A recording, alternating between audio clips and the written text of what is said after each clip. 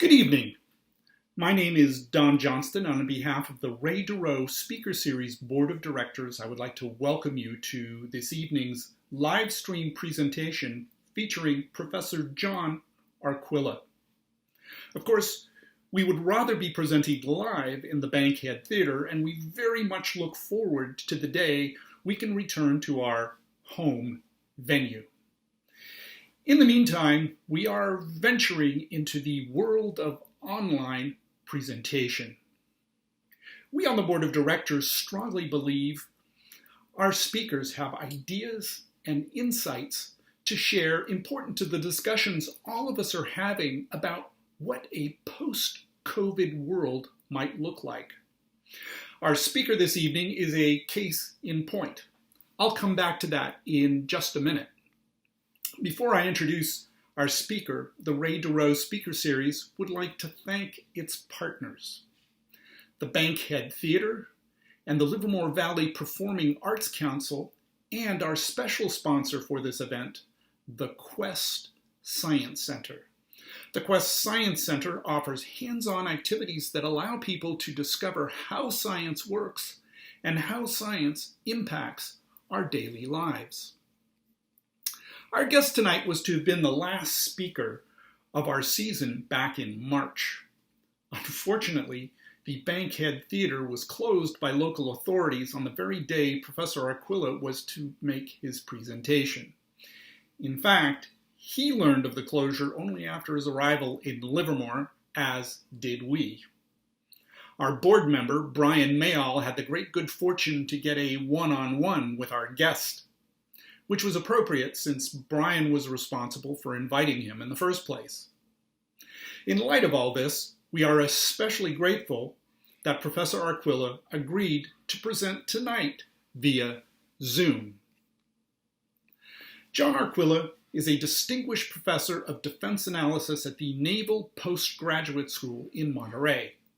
He is the author of a number of books, including The Reagan Imprint, Worst Enemy, which I can personally recommend, Insurgents, Raiders, and Bandits, and his latest book about World War II is entitled Why the Axis Lost, an Analysis of Strategic Errors. Professor Arquilla has published numerous articles in prestigious national publications and has appeared on all major TV networks and cable news programs. He was a consultant to senior military commanders during Operation Desert Storm and the war in Kosovo. In 2011, Professor Arquilla served on a small team which worked directly for President Obama, tasked with finding new directions for American defense. Tonight, he will share with us his thoughts on these new directions. Please remember that you can submit questions via chat at any time during our presentation this evening. We may even get to some of your questions during the course of our discussion. At the conclusion of our formal presentation, we will get to as many of your other questions as we have time for. Professor Arquilla, welcome. Perhaps you could start by telling us a little bit about the origins of your interest in tonight's topics specifically, and military affairs and military strategy more generally. Professor Arquilla. And in my own way, have tried to contribute both in and out of uniform. The next generation, I have a nephew, my sister's son, who's a colonel of Marines, and my own daughter is a soldier currently serving in the U.S.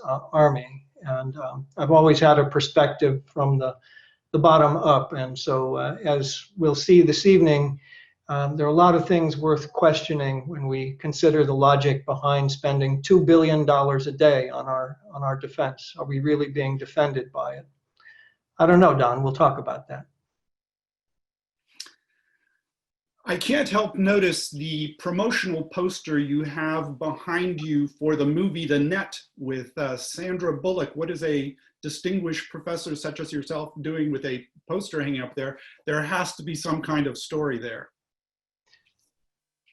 I was unlucky enough to have coined a term cyber war almost 30 years ago now. And the director of that movie, Irwin Winkler, he also directed Rocky, by the way. He decided to get in touch with me and say, I've got a script here. Is it too far out? And what do you think? And if you remember the film, Sandra's life is pretty much disrupted by a hacker group that has very malicious purposes, including political warfare, such as we've seen in recent years. Well, at the time, it seemed pretty far out there, but today it's fairly tame. And I was very fortunate to advise on the film. And on that poster are the signatures of Irwin and Sandra Bullock, a wonderful, wonderful lady, and Dennis Miller and Jeremy Northam, who were in the film. I should add, since you're calling me out for getting into popular entertainment, I also have been involved in the reboot of the Battlestar Galactica series, and especially with the writers there, and claim a little bit of credit for the episode entitled "Hand of God." It's basically an outer space version of the Battle of Midway. So a little bit of this and a little bit of that, Don. Sometimes the worlds of entertainment and the real world do come together in some ways. Perhaps a good starting point for us tonight would be our current situation and the reason that we're here on Zoom and not in the Bankhead Theater. We find ourselves in the midst of not only in the midst of a pandemic, but also in the middle of a presidential election with concerns about foreign interference. How do these crises fit into the broader national security, national defense context? Broader is exactly the right word. We need to think more expansively about national security. And quite simply, there's no excuse for the effects of the pandemic as we have experienced them. We have nearly 4 decades of experience with diseases coming from the animal into the human world, whether it's AIDS or MERS, the Middle East Respiratory Syndrome, or SARS. It seems to me we've had a lot of opportunities, and in fact, the response to the Ebola crisis was quite effective. So we have to pay a great deal of attention to that. I'd say when we talk about elections, our security has to be very much improved at the cyber level, lest we fall victim to political warfare activities of hostile powers. Think of it this way, we're in an age of mass disruption, whether the disruption is from microbes or computer viruses or a variety of other threats. Remember on 9/11, it took just 19 individuals to disrupt our world economically, socially, and in terms of our foreign policy as well. So for many of us who lived through the years of the threat of mass destruction with nuclear weapons, and that shadow is still there, we now have to add the problem of mass disruption, Don.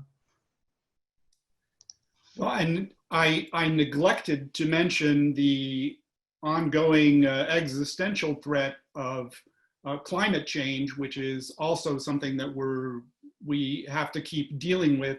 How does that also fit into in the broader picture of national defense? Well, of course, this goes not only to our own nation, but to the entire world. And if we make the planet unlivable, I think this would be certainly the greatest of tragedies.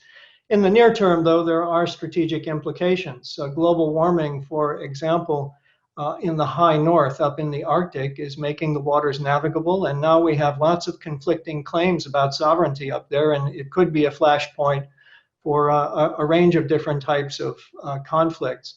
I'm also very concerned that the permafrost in Siberia is melting, and one can only wonder if there are ancient viruses waiting to be reawakened there. So we're probably going to suffer health issues. Of course, low-lying countries are going to require our humanitarian assistance, and in the high north, various navies and marine formations are going to be competing for influence and control. It's a really mixed bag, Don. With most of us living in some form of confinement, we're spending a lot more time in cyberspace, on the internet, and relying more on the internet to meet our various needs. Inevitably, we think about just how safe this is. just last week, the Twitter accounts of celebrities, including former President Obama, were hacked. In your work, Worst Enemy, you talk about our reliance on defensive cyber system firewalls, which by their very nature are always one step behind our adversaries. And you suggest that we might want to be more offensive minded when it comes to cyber security. Can you explain what you mean by that? Well, certainly not at an unclassified level in terms of the things we can do to detect and track down others. Although I'd say the action recently taken toward the Chinese consulate in Houston is an example of trying to be proactive in terms of tamping down the problem of intellectual property theft, which is running at about $500 billion a year. We're just hemorrhaging our economic competitiveness out to hackers. The real problem is we need better defenses. As you noted, firewalls only recognize what they already know, and the same with antiviral software. We've built an entire industry around this that has failed to protect the average American, commercial enterprises, even our armed forces. And now that your refrigerator and your toaster can become part of the Internet of Things, they can be mobilized into these large robot armies of hackers, and their computing power can be used. Again, this is another form of the mass disruption to which I was referring. Instead, really the watchwords have to be, we need to use strong encryption all the time in all of our communications and our data storage. We need to use more cloud computing.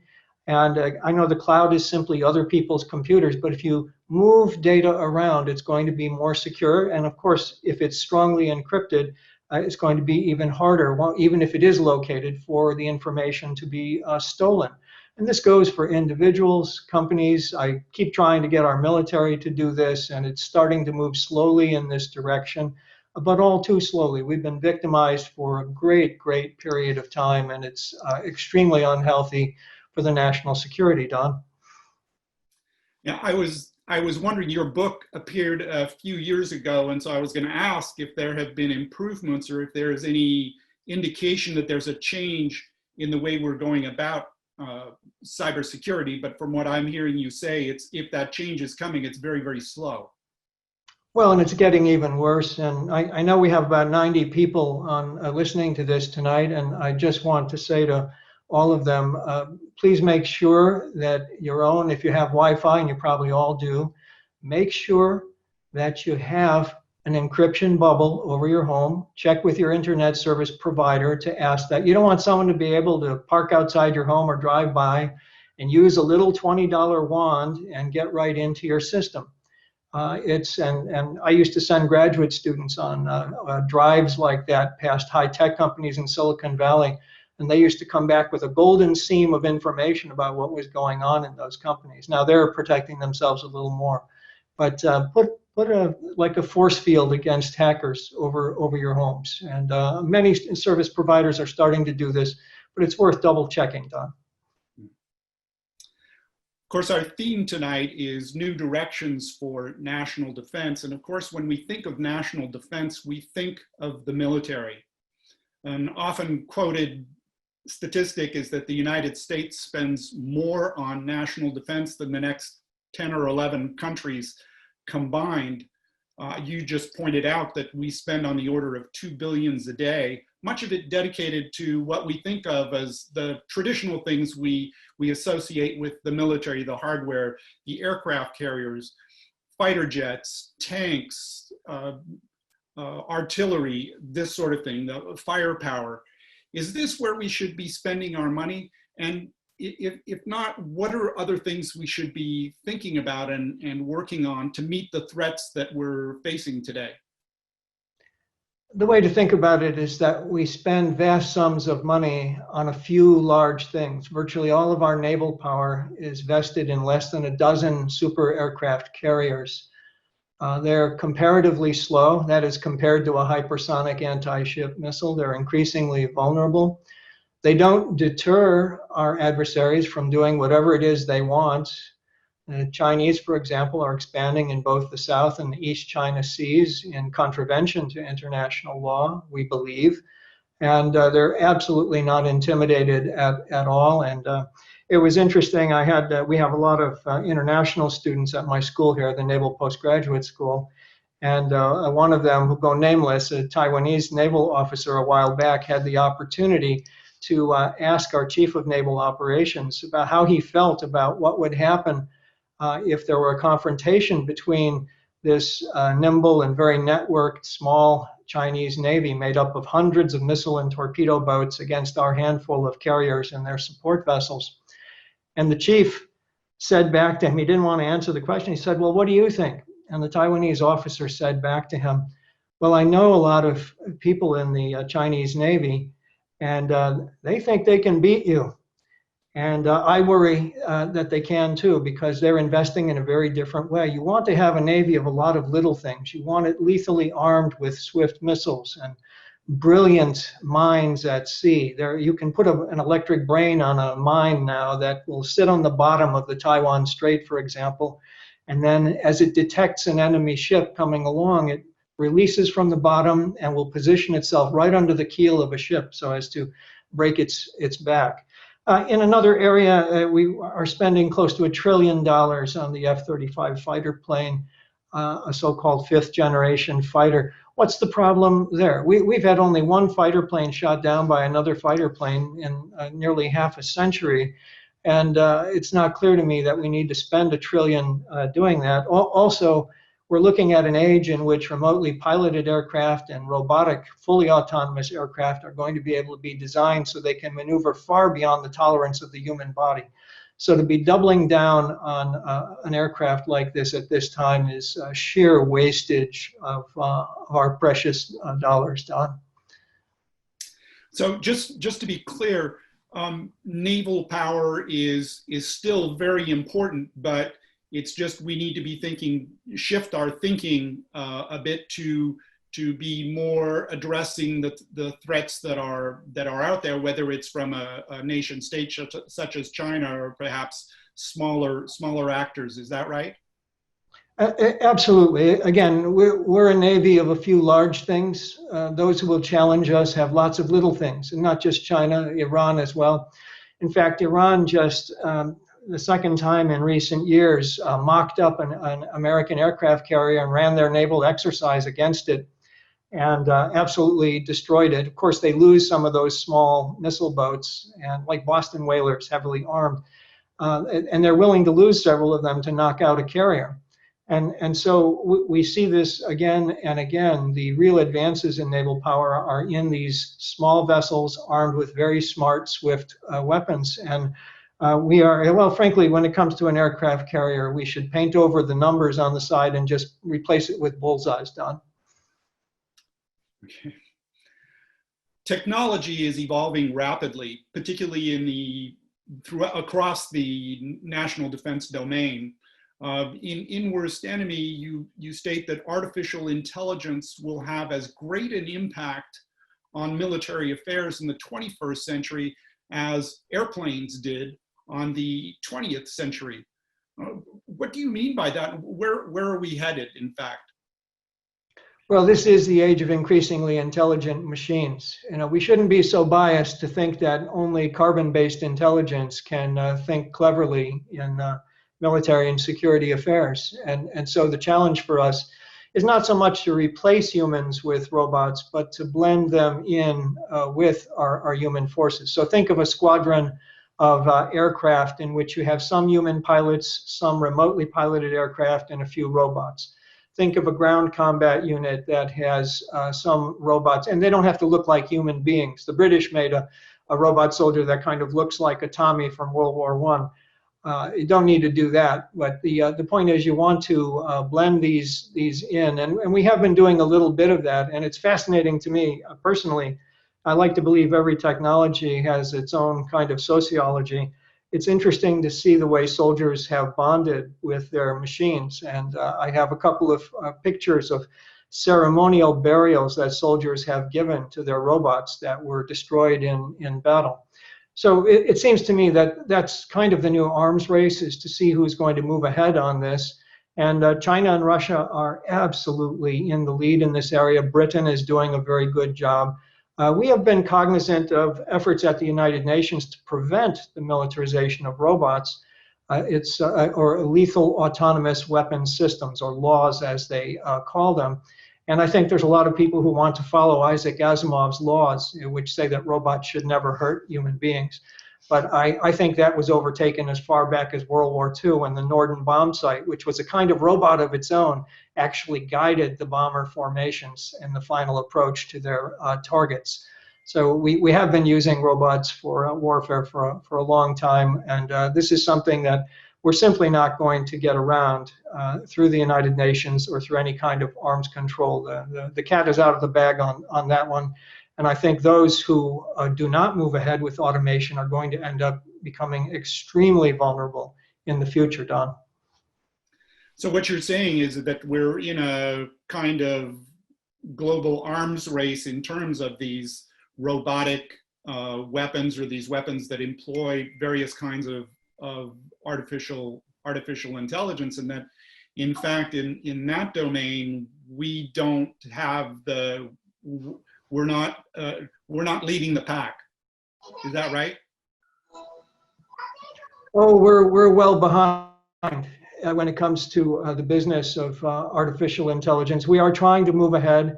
But others who've been less constrained. There's a lot of concern both on the political right and the left about the whole business of automation in military affairs. And it's, we're the society that came up with the Terminator series of films, right? You create a computerized, robotized defense system and it turns on you. And people like Elon Musk and even Stephen Hawking said, beware the robots.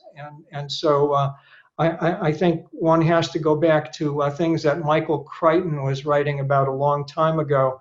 The fellow who gave us Jurassic Park also wrote a book called Electronic Life. And in it, he said that the future really will belong to this skillful blending of humans and intelligent machines. And I buy that. But, in a larger sense, our slowness in adopting this is in part because, look, humanity's had a rough 500 years. 500 years ago, we thought the Earth was the center of the universe, and then we realized it wasn't when Copernicus and Galileo came along. Then what happened? Darwin comes along in the 19th century, and he says, you know what? Human beings actually evolved from lower forms of life. And now what's going on? People are saying, you know what? Human-based intelligence isn't unique. We can actually replicate it with silicon-based intelligence. So, these are hard things to deal with. There was resistance to Galileo. He had to spend the rest of his life in house arrest, and Darwin was heavily criticized. In fact, some people still criticize him today, right? And so the robot advocates like myself and others are undoubtedly going to face considerable resistance in the years to come, Don. So speaking of new arms races, the U.S. has withdrawn from some agreements recently, and others are set to expire. What are the implications for national defense, and what does that mean? How will the military need to react in the future, and what kind of direction will we need for future arms control? Yeah, as of next January, we may have no active arms control agreements anymore, and I think this is very dangerous. Ronald Reagan did something really quite brilliant in the 1980s, which was to come up with the idea of reducing nuclear arms, and presidents, both Democratic and Republican since him, have tended to follow them, to follow his ideas, and it's only in the current administration that we've seen a reluctance to continue with arms control. The problem here is it will begin a new nuclear arms race, and I think to some extent this is inevitable in a qualitative way. Whatever the numbers of nuclear weapons might be, we actually have a very, very old nuclear arsenal. We haven't done testing except virtually by computer in many decades. And I know the great laboratory in Livermore has been very much involved in the whole business of trying to design a reliable replacement warhead that will actually work. We can't forget how to make nuclear weapons. They're going to be with us. So we probably want to limit their numbers, make sure they do work if they ever have to be worked. And we have to remember what Ronald Reagan said: a nuclear war cannot be won and must never be fought. And so it's high time for the United States to take the clear declaratory position that we will never use nuclear weapons first. Unfortunately, that's not the case in the current nuclear posture. And China and Russia both have walked away from their own no first use pledges as well. So buckle up our seatbelts. It's going to be a bumpy nuclear future, Don. So what you're saying is that in the regimen we've been living under, where the Russia and China have been able to make progress in terms of developing their own nuclear capabilities, while ours has largely stayed where it was. Is that right? Oh, yeah, absolutely. And it's really interesting and troubling at the same time to see the developments the Russians have made in both hypersonic, that is above the speed of sound, missiles that also have an artificial intelligence package that allows them to maneuver in flight. And this is a direct response to the possible threat that we will develop strategic ballistic missile defenses. Now it's 36 or 7 years since President Reagan talked about creating defenses, and we still haven't figured out how to violate enough laws of physics so as to be able to stop an intercontinental ballistic missile, even though we spend about $10 billion a year trying to do this. And so it seems to me that as we look at what our potential competitors are doing, we are falling well behind. But I think we do have to begin with things like that reliable replacement warhead.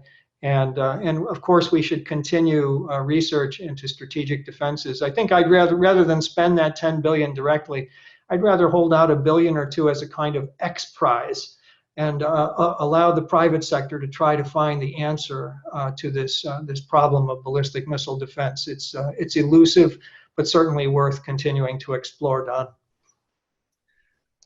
Well, speaking of that, there's been a resurgence of Russian influence, and of course, there's China keeps rising.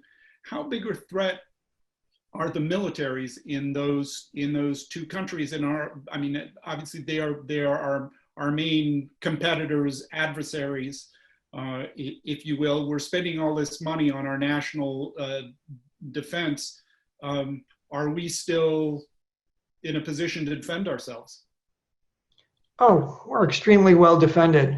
We spend far, far more than we actually need to defend ourselves. And as I say, many of the things we invest in only make us more vulnerable, make us look more aggressive in the world. And at the same time, our adversaries are thoughtfully preparing the ways to counter the weapon systems we're investing in. So it's a real problem. And as far as the return of Russia and the rise of China are concerned, we can make enemies of them, or we can continue to try to engage. And again, I'm a big fan of the summitry that Ronald Reagan conducted with Mikhail Gorbachev. And we should all remember that nearly 2 centuries ago, Alexis de Tocqueville, a Frenchman touring the United States, said all the way back then that one day this land, the United States and Russia, would be between them, destined to sway the fortunes of the world. And I think we have a responsibility that comes with that, but that responsibility extends more to the rest of the world, not just to our relations with Russia and China. And we have to look at ourselves and ask, why did we invade Iraq in 2003? Why did we support the overthrow of Muammar Gaddafi? Why are we supplying the Saudis, who have created a charnel house in Yemen? These sorts of things, even 2 decades of intervention in Afghanistan, have made that country far, far worse. It's now one of the poorest countries in the world. And incidentally, we have taken some of the world's best natural fighters in that country, the Afghan tribesmen, and turned them into the world's worst army by trying to make them look like us. So overall, I think we need to take a strategic appetite suppressant on. Mm-hmm.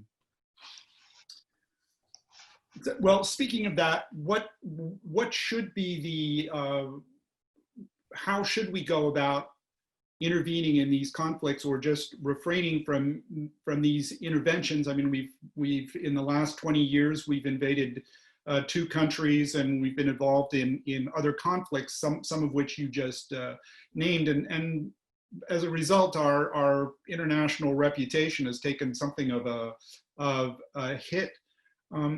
How should we be rethinking our relationship with some of those countries, and decide, how do we decide where it's best to intervene and where it's best just not to stay out, or best to stay out?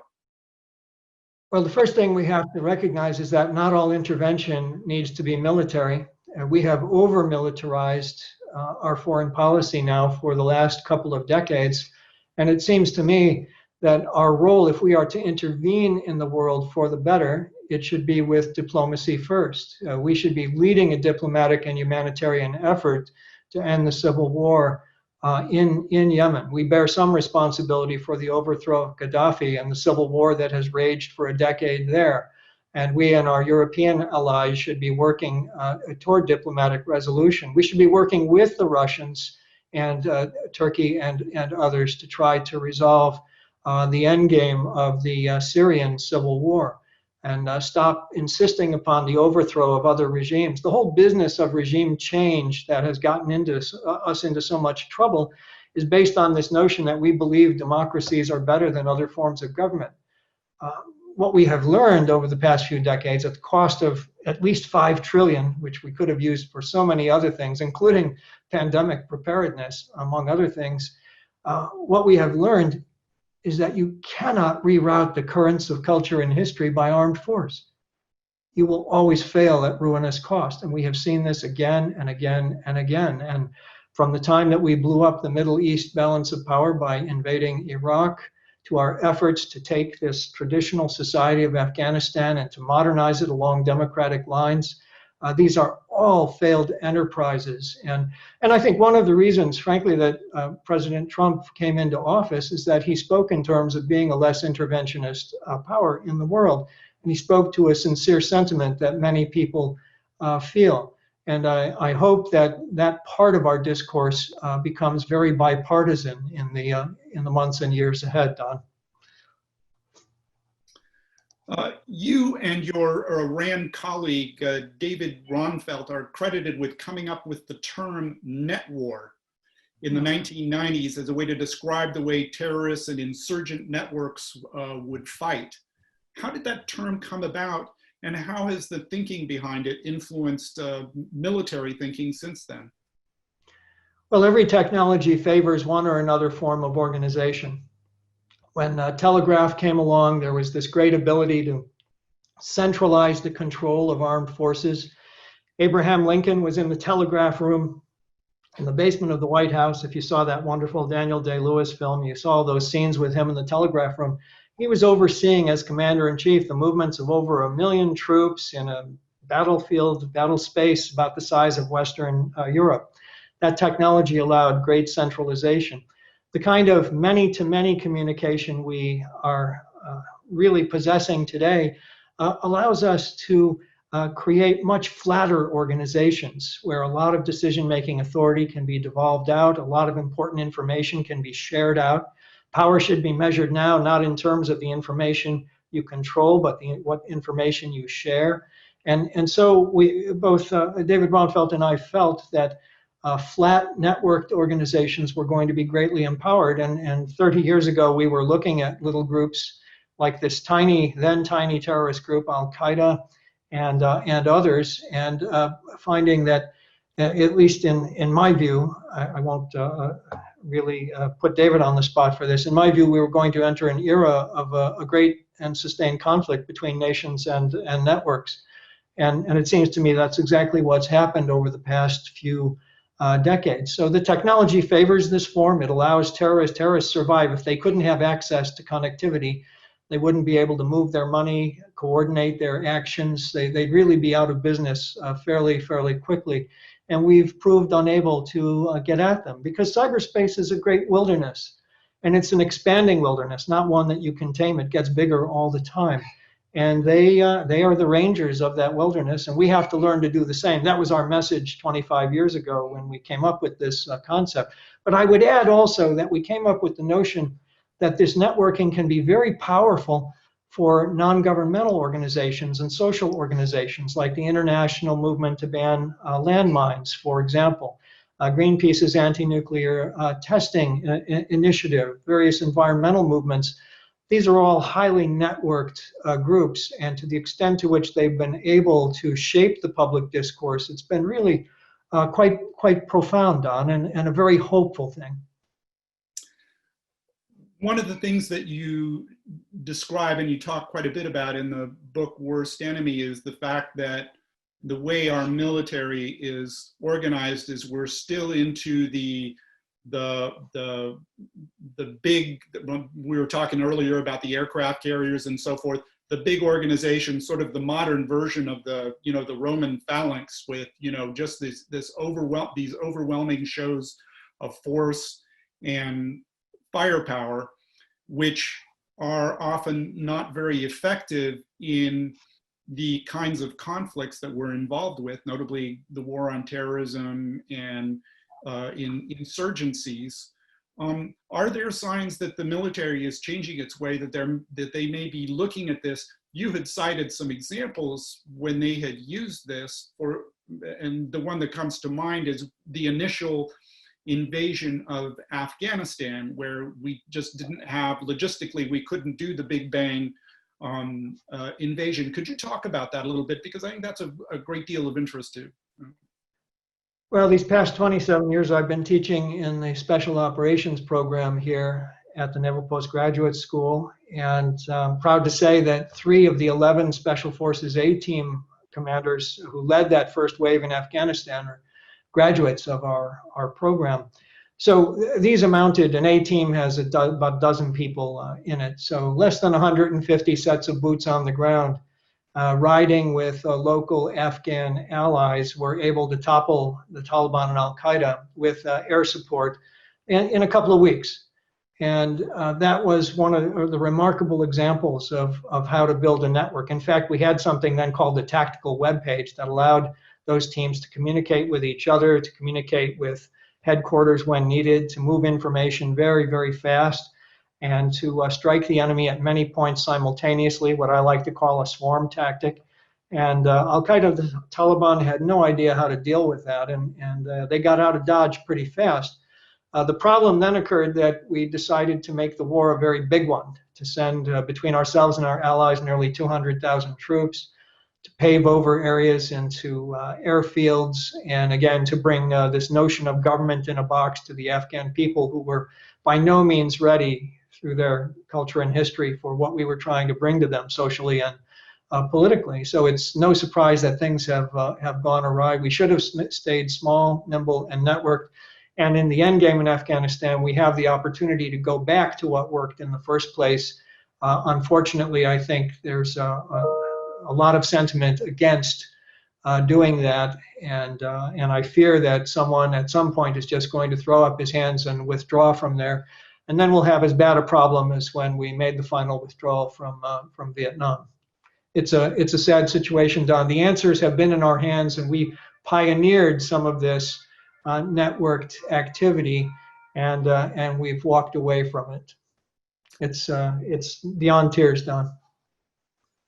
Where does the resistance to this changing to a smaller units, getting away from the big shock and awe type of operations, where does the resistance to making that change to a more smaller units, smaller, more mobile units, and so forth, where does that come from? Oh, it comes from a number of places. The 3- and 4-star generals and admirals today all had their formative experiences.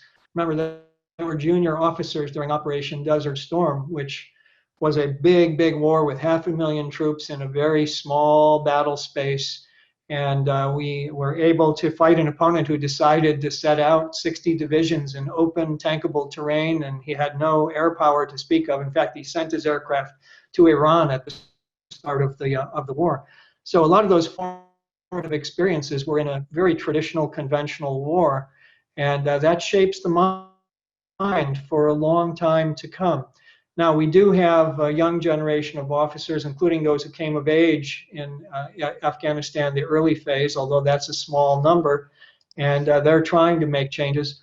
But the fact of the matter is the return of so-called great power competition, the return of Russia, the rise of China is encouraging this effort to reinstate traditional thinking. So there's a kind of battle for the strategic soul of the military underway today, Don.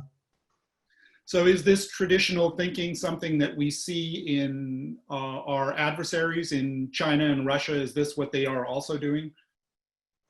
Well, the irony of the situation is that both Russia and China are being quite innovative. The Chinese, as I said, they're building a new form of sea power without a traditional navy. They have between 500 and 600 missile and torpedo boats, very small, very swift, very heavily armed, all kinds of advanced smart weapons like those mines I referred to earlier. The Russians are not sending T-72 tanks and armored personnel carriers to the West's Zapad. They're instead using little green men, fellows without any kind of identifiers on their uniforms, to help insurgents in Donetsk and to engage in their fait accompli in Crimea. So they show that they get it and they understand that the future belongs to much nimbler and more networked forces. And so I think they are stealing a march on us, Don. Do you have hope that this will change for us?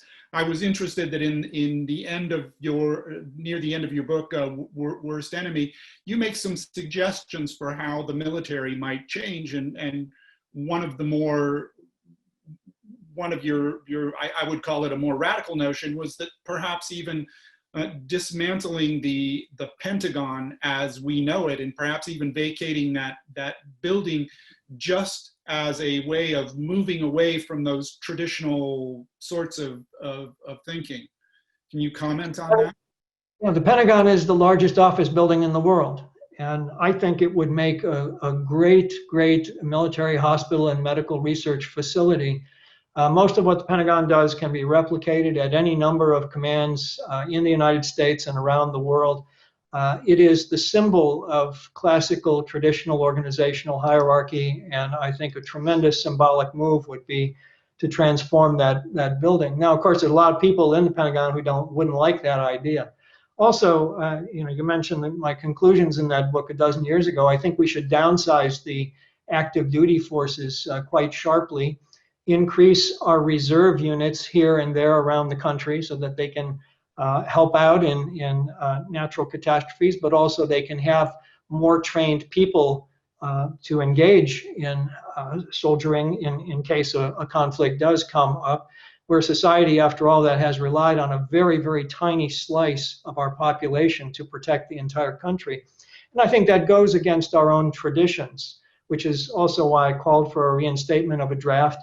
Not that everybody gets drafted, but however many people you need, hold a lottery with no deferments and bring them in and get a greater diversity of people. I think if we move back to something like that, we would also have a social check on the idea of some of these invasions of other countries. If we had a greater cross-section of the society being represented in the forces. So yeah, there's a lot of radical ideas that some of you may hear a trumpet here. I'm on a military base, and that's colors tonight. I'm supposed to stand still and face the flag, but I'm not outside, so I'll just continue talking to you. But I love our institution, I love our country, and my ideas have been put out there because I believe we are in peril. Our own habits of mind and institutional interests make our defense more costly and less effective every single day. And I'm so glad we have so many people logged on tonight with us, because I believe a well-informed public is the basis for a sound national security. I've lost connectivity, so I'm going to come back in. Okay. Are you still hearing me, Don? Yes, I'm still hearing you. Well, we can continue on. I guess we're getting close to that point when we're going to go to questions and answers. If you're still hearing me. Okay. Are you still there, John? I think maybe we have lost our speaker.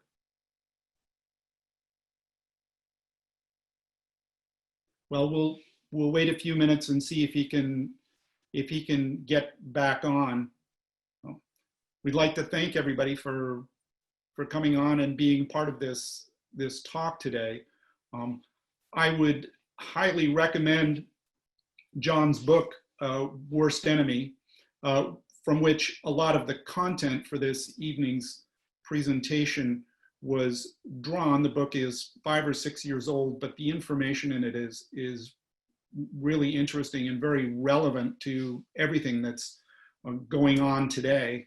Those of you who live in the Livermore Pleasanton area, the book is available at Town Center Books. Judy had gotten some of the books for our March presentation in the banquet head, which of course never happened.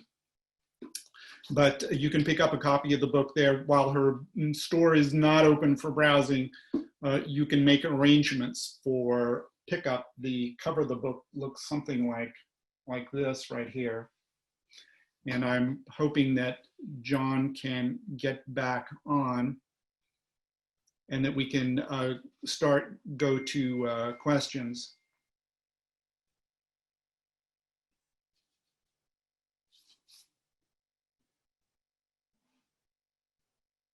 Perhaps our computer support might want to check in with us here just to let us know if we're making progress on that.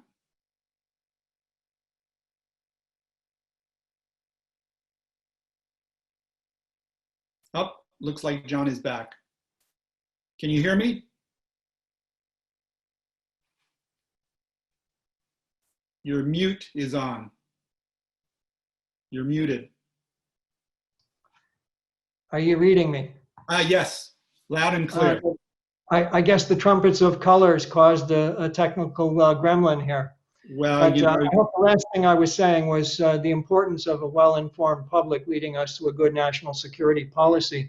And folks, the way it basically works is this. Just because we're spending $2 billion a day on our defense doesn't mean we're spending it well. What are we investing in? What should we be investing in? If we take a broader view of our national security to issue, what is national security about? The security of the people.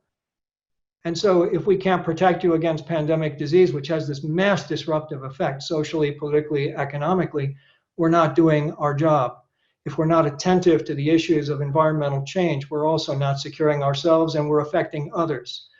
We simply are wedded to older views, as Don and I have been discussing over this past hour, to systems that worked in a previous era, but that are not going to work in the years ahead. And so the kind of counterintuitive story here is we need to spend far less on defense. By spending $2 billion a day, we allow the military to forego making the hard choices that need to be made about increasing our effectiveness. And I think this is a terrible, terrible tragedy. And I hope in the roughly 100 days we have left before the election that we'll have a public discourse that begins to raise some of these issues. And I hope that discourse will continue in the months and years ahead. Don, so sorry for the gremlins. I'm sure they're on the Navy end over here, but I'm glad we're back together. May have been a national security concern. One last question. I suspect that many of a good number of our viewers may be associated with one of the national labs in Livermore, Lawrence Livermore, or Sandia National Laboratory. And they have a great deal of interest in your ideas and, of course, in our national defense.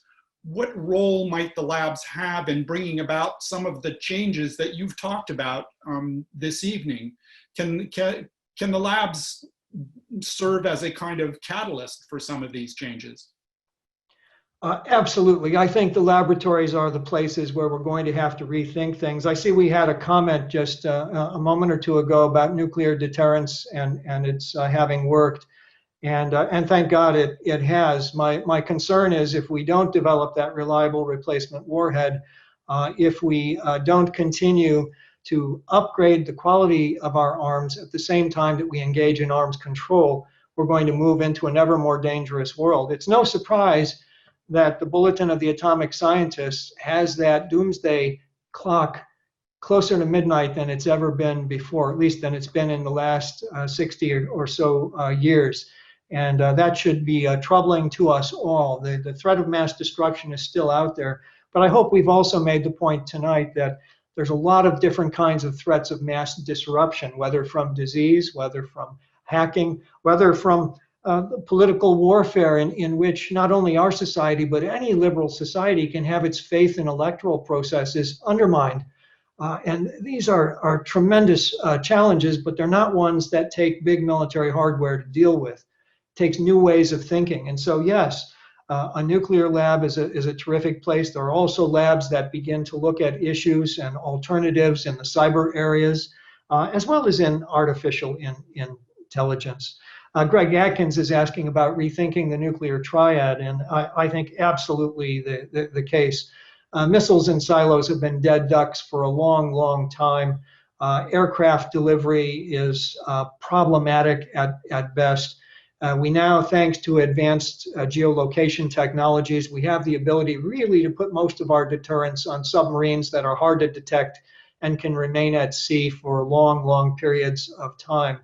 But the fact that there's a triad is basically a story today. It's the organizational vestige of an interest in making sure that the services have sort of equal representation in nuclear deterrence, but it really doesn't need to be that way and shouldn't be that way. And so we can actually spend less in this nuclear area and get better deterrence out of it, Don. Well, thank you very much. At this point, we will go into the question portion of our presentation. And before we get to the questions from our viewers, I would like to introduce the science and technology reporter for The Independent, Jeff Garberson, and allow him to ask you a few questions. Jeff knows the local laboratories very, very well and has been covering science and technology for quite some time. So Jeff, I turn it over to you. Well, thank you, Don, and hello again, John. As I said earlier, I was pleased to meet you face to face tonight after we've spoken on the phone and exchanged emails. I was coincidentally have been reading Herb York's early book, Making Weapons Talking Peace, and York recalls in the 60s, the late 50s, early 60s, that competition between the services was responsible for a great deal of the spending. The Army had to do certain things because it didn't want the Air Force to get ahead, and the Air Force had to spend things because it didn't want someone else to get ahead. To what extent do you think the spending issues are related to that, and also to what Eisenhower called the military-industrial complex, that industry has a vested commercial interest in keeping systems going that they've spent billions and billions of dollars building?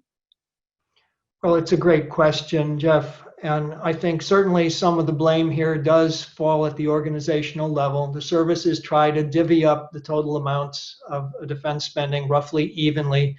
And that means they have to buy things to justify their levels of spending. That's part of the story. The other part, as you mentioned, is President Eisenhower's concern about the military-industrial complex.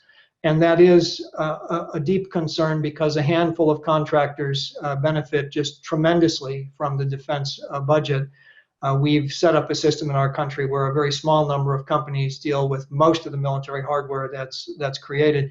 I would say there, though, that they don't really drive this, because if the military asked these companies to focus on different kinds of systems, they would do that. They would move, perhaps not on a dime, but they would shift. And in terms of Congress, we all know that Congress members like to see if there's an advanced ship being built, they want to have components created for it in many different constituencies around the country. Absolutely. But this is a moment, and you know, we see this even with the Defense Authorization Act that they're attempting to pass right now. There's always huge bipartisan support for these. Whether you're on the right or the left, you support what the military wants. So it's really up to the military to say we need new things, and the military has not done this. They will, and I'll be the first one to say that many senior military officials in and out of uniform and high civilian officials and high-ranking officers will always say, well, industry and Congress have our hands tied. Well, you can untie yourself and tell them what you need, and the American people can be told what is needed, and it will be very hard for those on the right or left to defy the wishes of those who have expertise in that field, Jeff. One other question, and then I'll let Don get on with the questions from the audience, because I'm sure they have many, but I wondered about the role of the traditional treaties, the kind of force multiplier if we're not simply doing things on our own. How important is our relationship through NATO, and how much has that deteriorated? And also with our Asian allies, South Korea and Japan. I think alliances are absolutely key to our national defense. And yes, they do need some repairing. In East Asia, I think we're blessed with a number of allies, those who are formal allies, those who know that we're friendly with them, that create a number of very strong countries around the edges of the People's Republic of China, Republic of Korea, Taiwan, which has greatly improved its military capabilities in the past few decades. Vietnam, they beat us and they beat China then a few years later. They're tough and they're friendly with us. And so we have many, many prospects. Of course, we're friendly with India, with Indonesia, and with Australia and New Zealand as well. And I believe my younger daughter's fiance is probably on here. In fact, there are a couple of Kiwis who are on tonight. So New Zealand matters in this alliance as well. So we have great prospects there. As far as NATO is concerned, I think that President Trump has made a reasonable point about burden sharing. But we really must affirm vigorously Article 5, collective defense. And it seems to me that the very existence of that alliance plays a strong stabilizing role in Europe. The area we really have to be concerned about is the Middle East, where, as I said earlier, we blew up the balance of power there by basically breaking Iraq into pieces, and we created a lot of strategic space for Iran. And the alliance we've been cultivating with Saudi Arabia is fraught for a number of reasons, both ethical and practical. And so I think it's going to put greater weight on our own friendship with the importance of our friendship with Israel in the years to come. And at a very, very minimum, we certainly have to improve our relations with Turkey as well. But I think these alliances can and will be sustained. I think wise heads, both on the right and left, realize how important these friends are to us. Thank you. Don, do you want to head to the audience now, or shall I? Whoop, we lost your voice, Don. Don, you're. Well, we can continue. I noticed someone asked a question about the Space Force a little earlier. Hi, Don. Hi. There you are. I was while we were getting you back, I was going to go to this question on chat about the Space Force, if that's okay. Yes, that was going to be the first. And there were a number of people who asked that. Okay, well, I want to strongly urge all of them to see the series Space Force, which I think really is the last word on the subject. So we can just kidding. Steve Carell, right? A terrific job in Space Force. Why do we have a Space Force? I'm not sure that we need a separate service, and that, of course, is one of the themes in that series. But we certainly need to be engaging in space. Right now, both Russia and China have increasing abilities to blind or shoot down or even to capture satellites.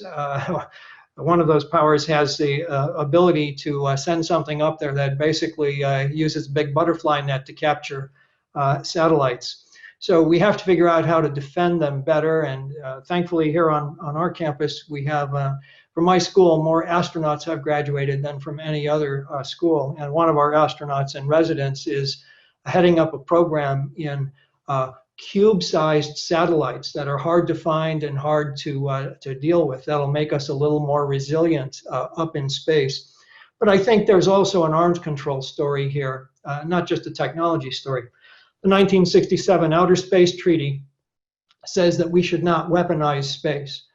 Now, I want to distinguish that from militarizing space. Right now, most of our terrestrial military operations rely on location guidance and other intelligence from space in order to do their jobs. That's not in violation of the treaty. But creating weaponry up there is very problematic. And I think it's in the interest of the United States and its friends and the world in general, by the way, in not weaponizing space and knocking out satellites and creating debris fields that will run for decades up there. Remember that, so we talked about Sandra Bullock earlier. One of my favorite films of hers is Gravity. And what happens to poor George Clooney, right? He becomes victim, a little bit of space junk hits and he's gone. So we really have to keep warfighting out of space. And that would suggest that maybe you don't want a warfighting service or what we would call a combatant command to be operating in space. So let's have a mix of new technologies, but also a reaffirmation of that important arms control treaty from back in 1967. In fact, it's time to revisit it, Don. Now, is that treaty up for, does it have an expiration date, or is it just something that needs to be updated, given that in '67 the world was a very different place? Well, there are a number of things that remain in force. The Universal Declaration of Human Rights, the Anti-Genocide Convention, these things don't have sunsets. But personally, I think technology has moved ahead so far that it's time for us to revisit the Outer Space Treaty. It seems to me, especially given the developments in advanced space weaponry ongoing in both Russia and China, it's very much worthwhile to come back from an arms control perspective on this. And again, we mustn't always think of defense in terms of weapon systems and advanced technology. We need to think, as in discussion of the previous question, about alliances, but we also need to think about reaffirming arms control.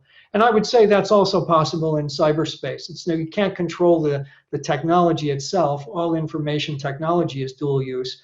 But in September of 2015, President Obama and President Xi agreed that neither side would attack the critical infrastructure of the other country. And I think that was a powerful, powerful affirmation that we want to set limits. And we've always been able to set these kinds of behavior-based limits. World War I had a lot of chemical weapons used, but in World War II, there were agreements that all sides, even the Nazis, followed and didn't use these weapons in battle. Sadly, the Nazis used chemicals against people in concentration camps. But there are ways to control behavior, and we need to do this both in outer space and in cyberspace, Don. All right. Another question that we've gotten is, what's the best way to balance the ideal of no first use policy with an evolving multi-domain military environment, cyber attack, etc., while maintaining a credible nuclear deterrent? Yeah. I think we can have our nuclear deterrent. Again, we want to keep arms control in place so we don't get a nuclear arms race out of control. We want to update our weapons so we know that they work. And we also want to take that pledge that we will never be the ones to use nuclear weapons first. That means the conflict will be with so-called conventional weapons. It'll be with cyber weapons, and we need to engage in those places. But for our nuclear posture today, the current one says that we would even consider the use of nuclear weapons in response to a devastating cyber attack. And I think that's both impractical and immoral. We have to learn to fight in the cyber domain better. And we have offensive capabilities about which I can't speak in any detail, but they're quite strong. But we're a muscle-bound giant. We have very poor defenses. And as I suggested, we need to move away from this mindset of antivirals and firewalls. I'm not saying get rid of them all. They do some functions. But we need to move to strong encryption, cloud computing. We need to realize that data at rest are data at risk. It's as simple as that. So we need to get better in these fields rather than trying to wield a big nuclear stick in order to try to deter these other forms of aggression, Don. All right, here's another question. What will it take to get global leaders who have different agendas and realities to work together to solve global problems? You've already alluded to some of these, but what would be some of the things that might bring people together on some of these issues? Well, I think, first of all, we have to stop threatening regime change or saying you really have to improve human rights within your own country. You know, there's already a Universal Declaration of Human Rights. There's international bodies to look at that. but we have to look at the immediate problem. The planet may be unlivable by the end of this century. So we need to prioritize the things that need to be done. And again, stop trying to reroute the currents of culture and history by forcing others to become more democratic or putting sanctions on them if they're not doing the things we want. Let's focus on the things that matter the most, and that will get us back to good arms control agreements. It'll get us to climate agreements, and it will ease this notion that somehow our American foreign policy can and should be driven by the use or threat of military force. I think we've gone down a rabbit hole there that has cost us tremendously. The results have been poor, and we have sparked a new age of military competition in the process. So all of this is really a boomerang coming back to hit us, and I think extremely counterproductive, Don. This will be the last question. Trump is a geopolitical disruptor. How should we take advantage of this change, and are there any policy advantages? Well, it's very interesting that I think in terms of the direction he intended to go in, Donald Trump had some reasonable ideas. It's very clear that he spoke about less intervention, and here was a Republican candidate with 16 competitors, and he and Rand Paul were the only ones talking about becoming a less interventionist power. So that's a good thing. He felt that we had leverage in our trade and other relations with China, and that in fact we had to be more careful about stopping the hemorrhage of intellectual property. So a little more confrontation toward China, and he hoped to have greater really friendship with Russia. President Obama tried that as well with his reset. And I think President Trump has tried that as well, but that fell afoul of all this business of backroom dealings with Russians. So I think in terms of direction setting, pretty good, but he hasn't really been able to move in those directions skillfully. I would say one other thing about the use of force. He inherited a couple of wars, but he also inherited President Obama's approach of using a much lighter military footprint. And I think what President Trump did, for example, in taking away the territory that ISIS controlled was very skillful. He allowed small numbers of American troops to work very effectively with our Kurdish allies for the most part. And they operated extremely effectively at quite low cost. And right now, and I'm a little bit involved in some of these debates, are we going to do something similar in Afghanistan to try to reach an acceptable endgame there? So overall, I think President Trump did signal a shift in broader American foreign policy, and a reasonable one. Not quite been carried off as well as we'd all like, but I hope those directions are ones we continue to pursue, Don. Well, that brings to a close our formal presentation. Professor Arquilla, thank you very much. I hope you will consider a return visit. I still have a fairly extensive list of questions, but that'll have to be for the sequel, which I hope we can arrange for some time, and hopefully at a time when we can have you live in the Bankhead Theater. So thank you very much. Well, it's been my privilege, Don, and to all who joined us this evening, my thanks. Remember, a sound national security is based on a well-informed and accurately informed public. So thank you all for your interest in this. Let's all stay engaged, and let's make our country better. And in doing so, hopefully, we will lead a world toward a return to prosperity and a deeper and more meaningful peace. Thank you all. Thank you very much, John.